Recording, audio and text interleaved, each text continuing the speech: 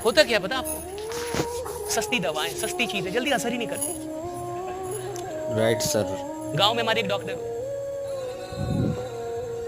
Injection था 10-15 रुपए, वो दे के लोगों से लेते थे 500 रुपए।